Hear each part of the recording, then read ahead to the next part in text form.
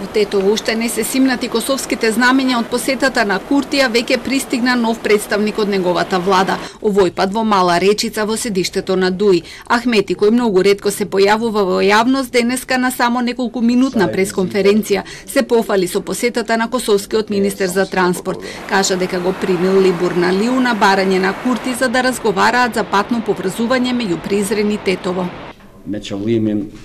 Министерот Алиу е дојден по барање на косовскиот премиер Курти, со најдобра цел за продолжување на комуникацијата и соработката, како што впрочем било и во минатото, со интерес за двете наши земји.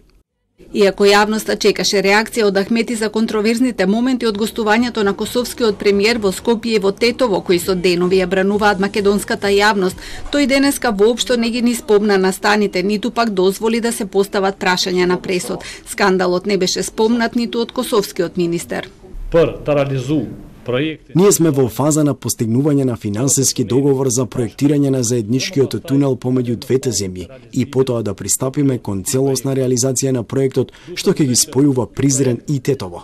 Косовскиот премиер Албин Курти минатата недела се сретна само со представници од албанската опозиција. Средбите во Тетово и во Скопје предизвикаа револт и реакции кај македонската јавност, но и кај државниот врв, бидејќи не беше интонирана македонската химна, ниту беше истакнато македонското знаме. Напротив, во Тетово се вееше знаме на голема Албанија, па домакините на средбите, градоначалниците на Чаир и Тетово, Писар Ганиу и Билјал Касами вчера добија прекршачни пријави од МВР. Ваква иконографија не е прв пат. Значи, десетина, мене од моментот кога ми пратија покана за да се пријавам во полиција, пријатели, активисти ми пуштат десетина видеа каде има иста иконографија, на никому не му отиде на памет, нели, да повика некого да одговара и да казнува.